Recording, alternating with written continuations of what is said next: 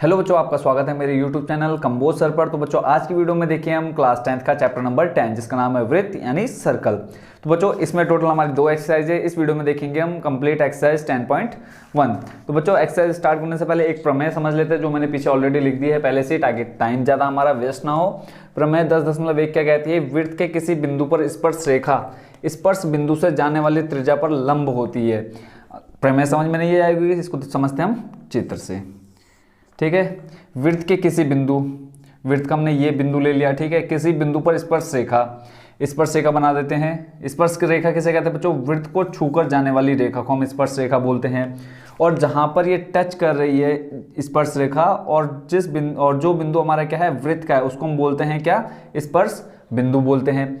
तो स्पर्श बिंदु से जाने वाली त्रिज्या, स्पर्श बिंदु से जाने वाली त्रिज्या बच्चों किसे कहते हैं? आपको पता होगा कि सेंटर से वृत्त के किसी बिंदु पर खींची गई रेखा को हम त्रिज्या बोलते हैं। वृत्त के केंद्र से वृत्त के किसी बिंदु पर खींची गई रेखा को हम त्रिज्या बोलते हैं। जाने वाली त्रिज्या पर लंब होती है। अगर हम इसको नाम दे दें ए, इसको नाम दे दें बी और इसको बोल दें सी, यानी ए सी हमारी क्या है? स्पर्श रेखा है और ए बी हमारी क्या है? त्रिज्या है। तो हम यहाँ लिख सकते हैं कि ए बी लंब है किस पर?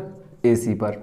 तो जब लंब होगा तो जो हमारा एंगल ए होगा, एंगल ए कितने डिग्री का हो जाएगा? 90 डिग्री का होगा। यही है प्रमेय बच्चों हमारी क्या? 10.1। आई होप बच्चों आप समझ गए होंगे प्रमेय 10.1 में क्या कहा गया है। तो अब आते हैं सीधा एक्सरसाइज 10.1 के क्वेश्चन नंबर फर्स्ट पर।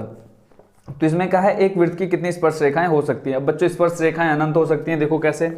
मान लिया हमारे पास कोई वृत्त है, ये हमने एक वृत्त बना लिया।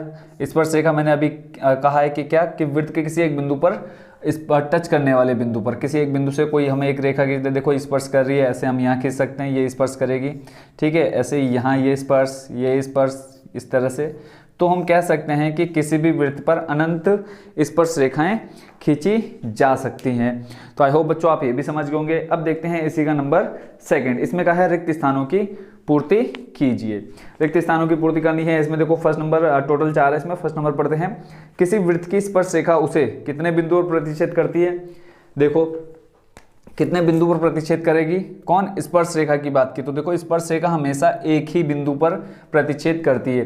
देखो ये अगर इस रेखा को हम निकालें तो ये पूरी इस तरह से निकल जाएगी, ठीक है। तो यहाँ से अगर हम नाम दे दें सी डी दे देते हैं, तो ये जो डी सी है प्रतिच्छेद कर रही कितने बिंदु पर? एक बिंदु पर। तो यहाँ से हम लिख देते हैं फर्स्ट का आंसर जो था वो था हमारा क्या? अनंत, ठीक। अब सेकंड का फर्स्ट नंबर है, इसमें आ जाएगा, देखो क्वेश्चन था कि किसी वृत्त की स्पर्श रेखा उसे कितने बिंदु पर प्रतिच्छेद करती है? तो लिखेंगे हम एक बिंदु पर, ठीक हो गया। ऐसे ही सेकंड नंबर पढ़ लेते हैं। वृत्त को 2 बिंदुओं पर प्रतिच्छेद करने वाली रेखा को, वृत्त को 2 बिंदुओं पर। अब देखो बच्चों 2 बिंदु कभी बाहर से तो होंगे नहीं, ठीक है। अगर हम मान लो एक वृत्त ये हो गया, एक यहाँ से खींच दे, देखो एक बिंदु तो ये होगा और एक ये होगा, तो ये देखो प्रतिच्छेद नहीं कर रहा है, ठीक है। क्वेश्चन में क्या है? 2 बिंदु पर प्रतिच्छेद कर रहे हैं, तो देखो ये दोनों क्या है? एक बिंदु पर प्रतिच्छेद कर रहे हैं। तो जब तक वृत्त के अंदर से आर पर एक रेखा नहीं खींचेंगे तो देखो तब तक क्या होंगे? 2 बिंदु प्रतिच्छेद नहीं होंगे। एक बिंदु यहाँ पे हो जाएगा, एक बिंदु यहाँ पर। तो बोला है इस रेखा को क्या कहते हैं? जो यहाँ से यहाँ तक जा रही थी उसको बच्चों क्या बोलते हैं? छेदक रेखा कहते हैं। याद रखना आप लोग कि वृत्त के किसी 2 बिंदुओं पर प्रतिच्छेद करने वाली रेखा को क्या कहते हैं? छेदक रेखा कहते हैं। आई होप बच्चों इसको भी समझ गए होंगे आप। अब देखते हैं नंबर थर्ड। इसमें कहा है एक वृत्त की समांतर स्पर्श रेखाएं हो सकती है। कितनी समांतर स्पर्श रेखाएं हो सकती हैं? तो देखो बच्चों 2 ही समांतर स्पर्श रेखाएं हो सकती हैं। कैसे? यहां समझ लेते हैं। देखो स्पर्श रेखा भी होनी चाहिए और समांतर रेखा भी होनी चाहिए। तो स्पर्श रेखा देखो अगर मैं यहाँ खींचता हूँ, ठीक है, तो इसके समानांतर देखो स्पर्श रेखा होगी। अगर हम यहाँ से अंदर से खींचेंगे रेखा तो वो हमारी कौन सी रेखा कहलाएगी? छेदक रेखा। तो वो स्पर्श रेखा नहीं होगी। तो देखो एक स्पर्श रेखा हम यहाँ खींच सकते हैं और एक स्पर्श रेखा हम यहाँ खींच सकते हैं अगर हमें समांतर दिखानी है तो, ठीक है। तो देखो कितनी समांतर रेखाएं हो गई? 2 हो गई। ऐसे ही एक और देख लेते हैं इधर से, ठीक है। इसके समानांतर कहाँ होगी? इस जगह पर होगी।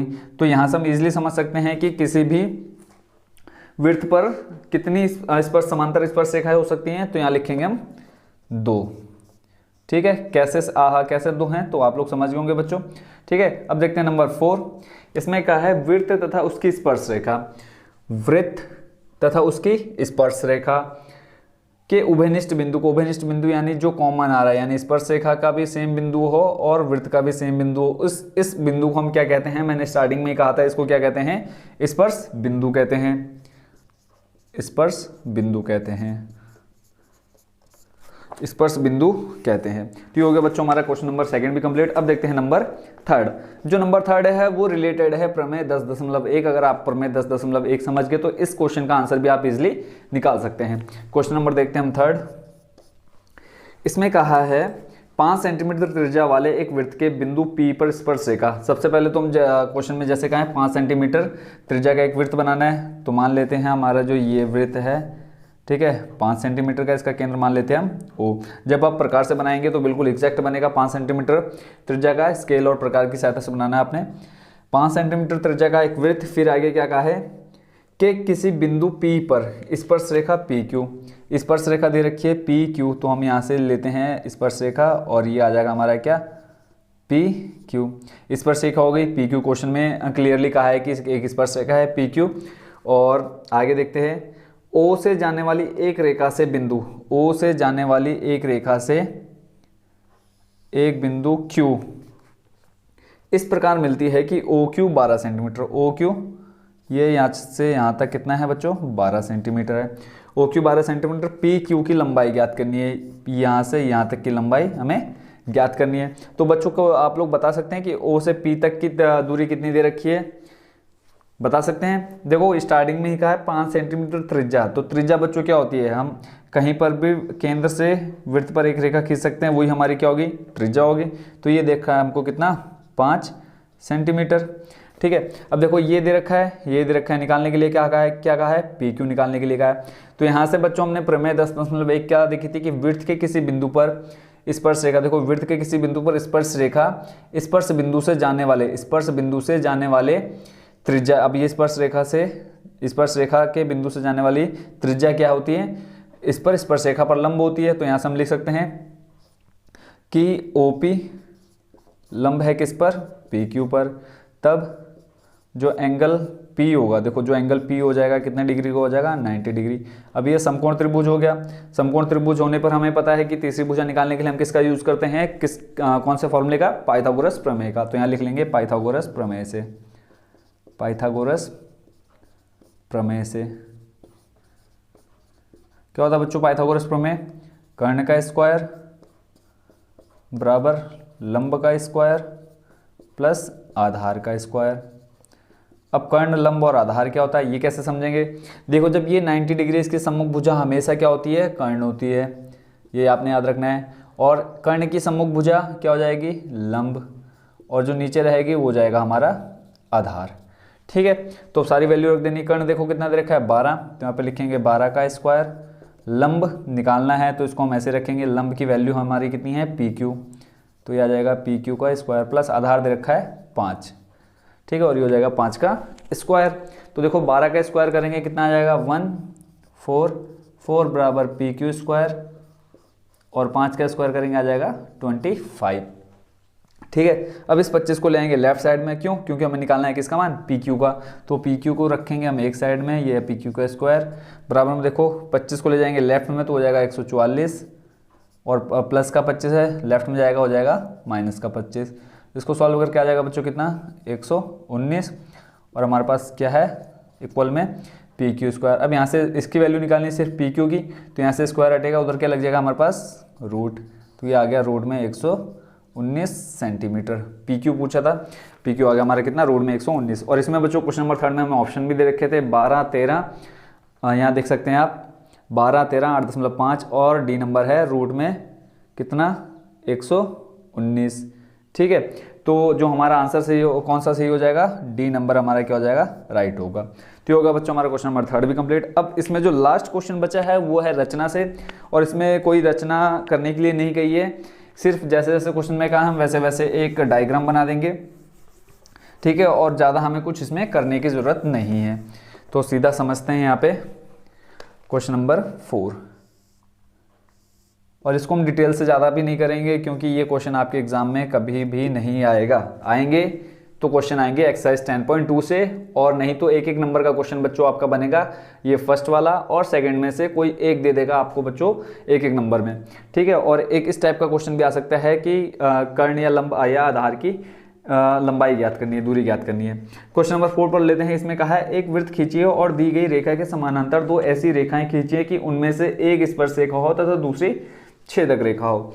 तो मान लेते हैं, सबसे पहले एक वृत्त खींचते हैं। क्वेश्चन नंबर कर रहे हैं हम 4। माना एक वृत्त है जिसका केंद्र बिंदु O है, ठीक है। जैसे जैसे मैं बोल रहा हूँ वैसे आप अलग से रचना लिख सकते हैं और ज़्यादा ज़रूरी भी नहीं है, सिर्फ आप यहाँ से समझ लीजिए इसका सॉल्यूशन। एक वृत्त खींचिए, हमने एक वृत्त खींच दिया, फिर एक दी गई रेखा के समानांतर।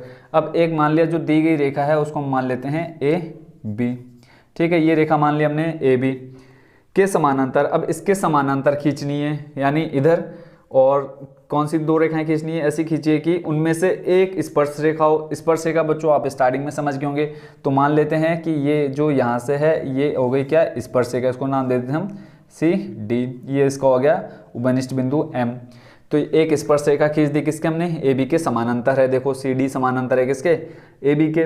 और फिर बोला है दूसरी छेदक रेखा हो। छेदक रेखा आप समझ गए होंगे यहाँ से, जब हमने ये सेकंड का सेकंड किया था कि वृत्त के किसी एक बिंदु से अंदर जाए और दूसरे बिंदु से बाहर आ जाए। तो ये हम पूरे वृत्त में कहीं पर भी खींच सकते हैं। तो ये होगी बच्चों हमारी क्या? छेदक रेखा। इसको नाम दे देते हम E और F, दूसरी छेदक रेखा। तो बच्चों सिर्फ यही करने के लिए कहा था कि एक रेखा दी हुई है, एक सबसे पहले एक वृत्त दिया हुआ था, उसके समानांतर कोई एक रेखा दी हुई है AB के समानांतर हमें दो रेखाएं खींचनी है, जो जिनमें से एक क्या हो? स्पर्श रेखा हो और दूसरी छेदक रेखा। तो ये हो गया बच्चों हमारा क्वेश्चन नंबर 4 भी कंप्लीट। और इसी के साथ हमारी एक्सरसाइज 10.1 भी हो गई कंप्लीट। बच्चों मिलते हैं नेक्स्ट वीडियो में एक्सरसाइज 10.2 के साथ। Thank you so much for watching.